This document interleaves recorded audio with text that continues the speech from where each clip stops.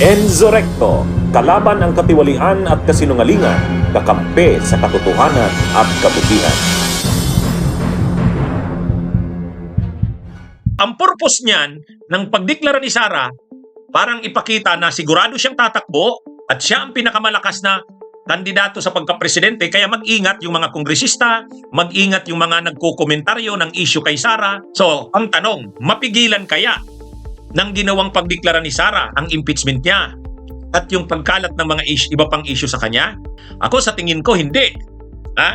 Ngayon pa lang, halimbawa si Larry Gadon, si Attorney Gadon, dati yan supporter ng Duterte, si Larry Gadon. Ay ngayon, talagang napaka-aktibo ni Gadon laban kay Sara Duterte.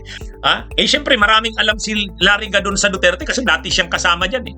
O ngayon, anong linabas na issue ni Gadon? Sabi ni Gadon, ito totoo ito. Nagpa-survey ang Malacanang noon, noong 2021, middle part of 2021, ng kung sino ang malakas na presidential candidates. Hindi nila ginamit dito yung Pulse Asia at saka SWS kasi alam naman natin mga bayaran yung mga yan propagandist yung mga yan.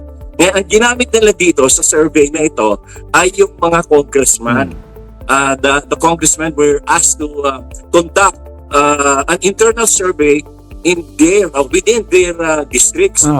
At doon ay lumabas na ang number 1 ay si BBM. Ang number 2 si Lenny. Ang number 3 is Isko. Number 4 si Sara. Kaya nga, ang tigas ng paninindigan niya noon na hindi siya tatakbong presidente kasi alam niya wala naman siyang boto. Kaya hindi tumuloy si Sara na tumakbo bilang presidente. Nagpa-survey pala ang Malacanang. Yun ang sabi ni Gadon. Nagpa-survey ang Malacanang. Siyempre, presidente nun si Duterte, yung father niya, si Digong. Gusto sana ng ama niya, ni Digong, na tumakbo siyang presidente, si Sara. Kaya lang, VP Sara, pang-apat lamang umano sa internal survey ng Malacanang noong 2021, kaya hindi natuloy sa pagtakbong Pangulo noong 2022. Yan ang sinabi ni Gadon.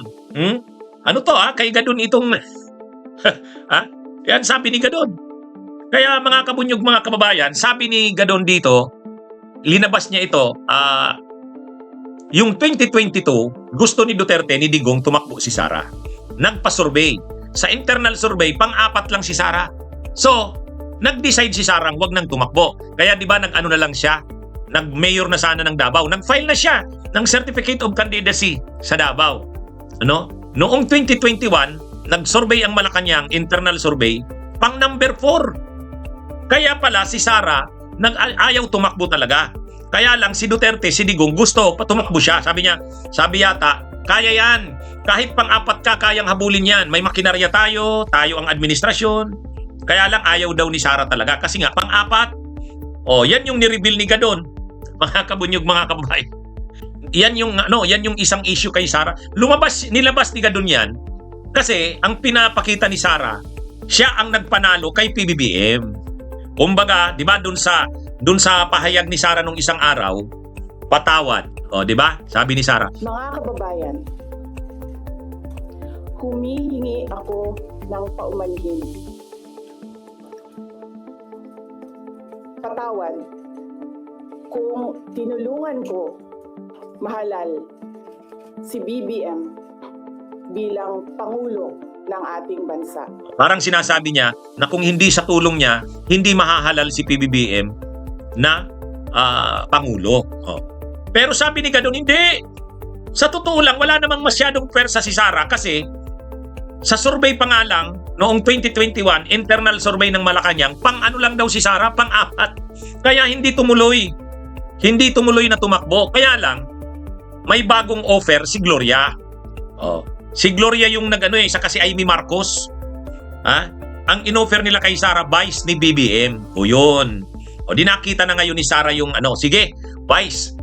Kasi sa presidente, hindi. Pang-apat sa survey, ayon kay Larry Gadon. Ang nakikita kasi ni Duterte, delikado yung mga ginawa niya Imaginin mo, alam naman ni Duterte, ang dami niyang pinapatay. So gusto niyang makasigurado, dapat ang presidente, anak niya, para hindi talaga siya bibitawan. Pangalawa, kung may mangyari sa anak niya na presidente, yung vice president, anak niya na naman. Anak. Anak as in anak. Oh, si Bongo. Parang anak niya na yan, higit nga sa anak. Kaya ang gusto ni Duterte noon, anak niya si Sara, saka parang anak niya na si Bongo.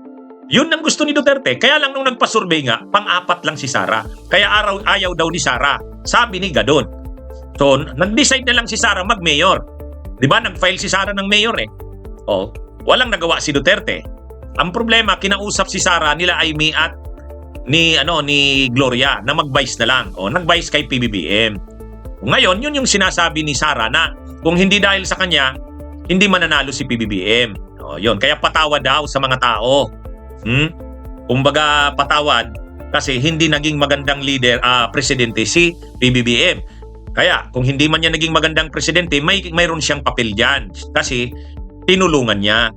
Pero ang totoo, sabi ni Larry Gadon, wala namang masyadong pwersa yan si Sara. Kasi ano lang naman yan, pang-apat lang yan sa internal na survey nila. Ganon katindi si Gadon. Ha? Ganon katindi si Gadon.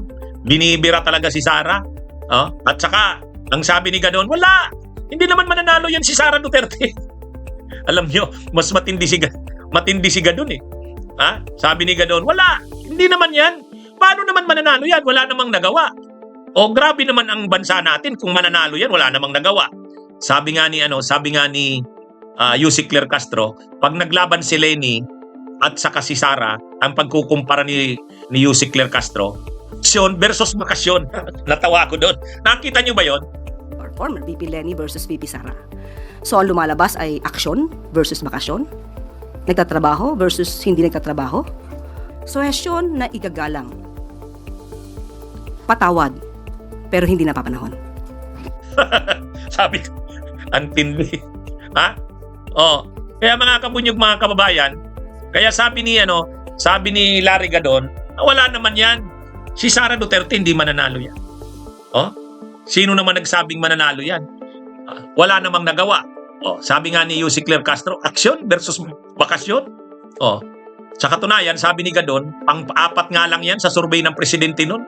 Presidente na noon si Digong, nagpa-survey, internal survey ang Malacanang umano, pang-apat. Bunyog, halikan na kasama ka. Bunyog, kapag buklod ay may pag-asa.